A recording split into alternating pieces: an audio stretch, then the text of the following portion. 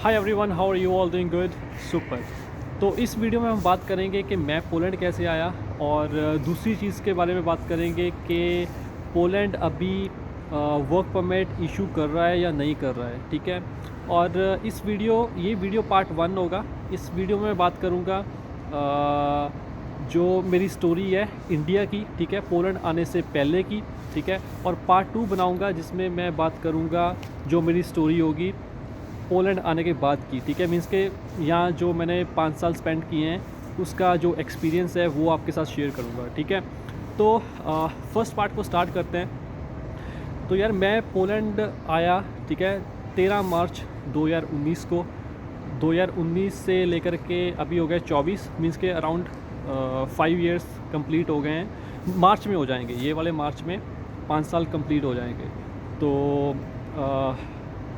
सबसे पहले मैं ये बताना चाहता हूँ कि मैं किसी भी एजेंट के थ्रू पोलैंड नहीं आया था। और मैं स्टार्टिंग से अपनी स्टोरी बताता हूँ कि कैसे क्या हुआ था। जब मैंने अपना कॉलेज फिनिश किया था, मैंने मैकेनिकल इंजीनियरिंग की है, डिप्लोमा किया है लवली प्रोफेशनल यूनिवर्सिटी से। और डिप्लोमा फिनिश होने के बाद मैंने एक कंपनी को ज्वाइन किया था जो ऑटोमोबाइल पार्ट्स को मैन्युफैक्चर करती है, जो कि है गुड़गांव में।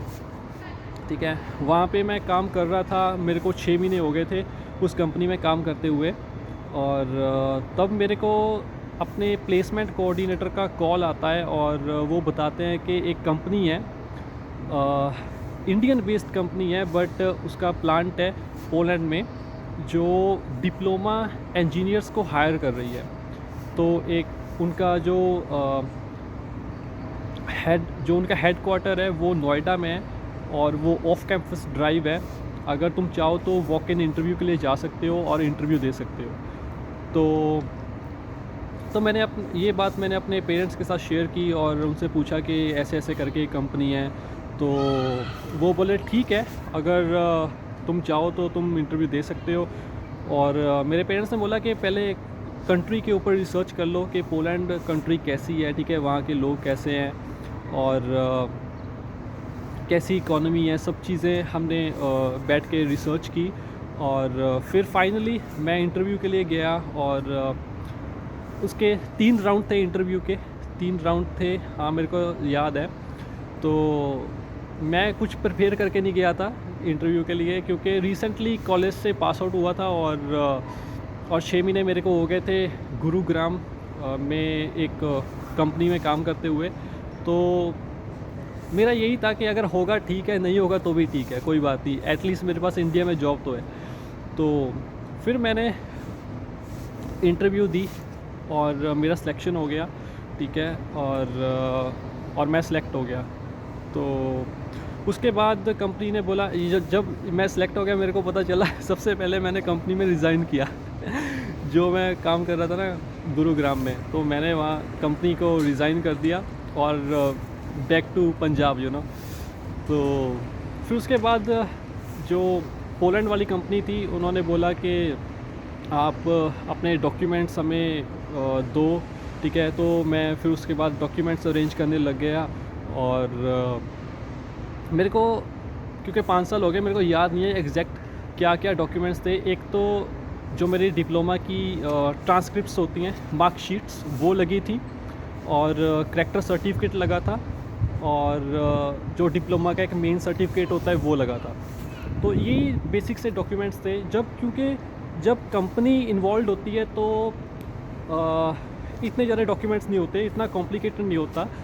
बट जब थर्ड पार्टी इन्वॉल्व होती है तो एक कॉम्प्लिकेटेड होता है।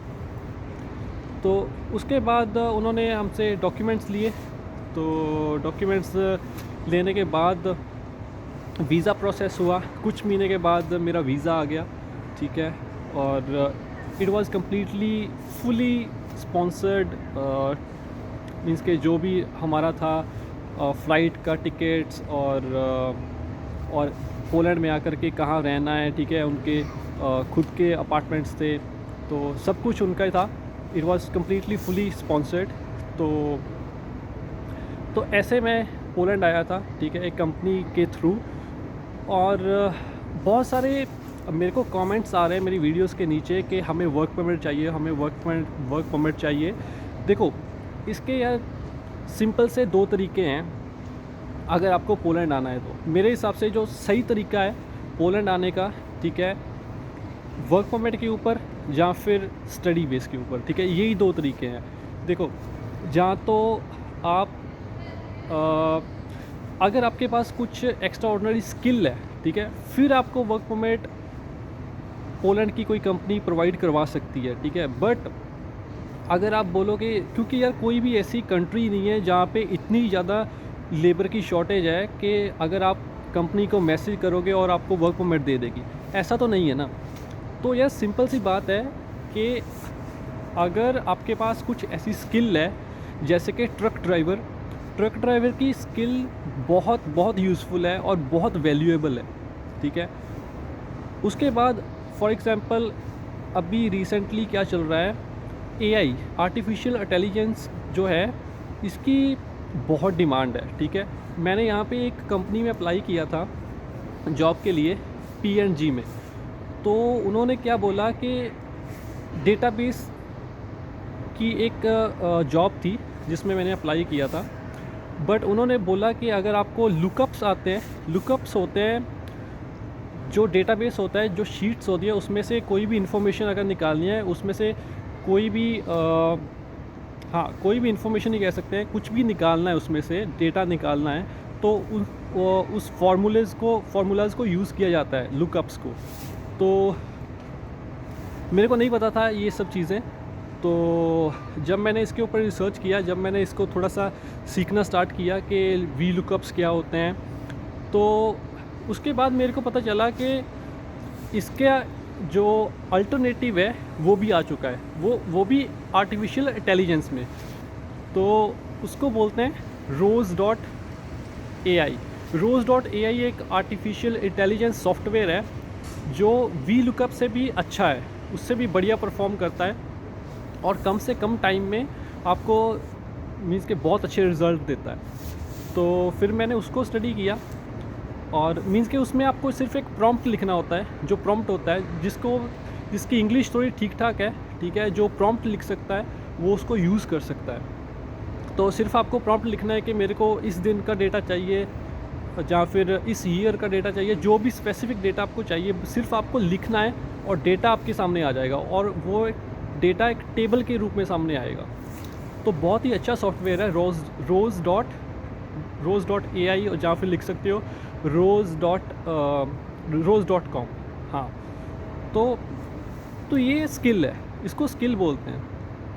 तो स्किल होना बहुत इंपॉर्टेंट है। ऐसे देखो, ऐसे आप कोई भी कंट्री से आपको वर्क परमिट नहीं आएगा जब तक आपके पास स्किल नहीं होगी, ठीक है। Skill is very very important, क्योंकि हर एक कोई चाहता है कि हमें वर्क परमिट मिल जाए, बट मेहनत कोई नहीं करना चाहता।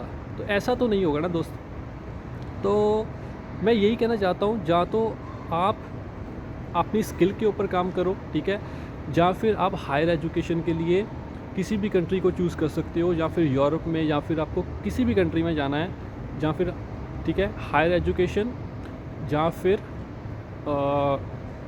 ट्रक ड्राइवर जो उसकी स्किल है उसको एक्वायर करो, ठीक है। 1 साल का 2 साल का एक्सपीरियंस लेकर के आप अप्लाई करो, ठीक है।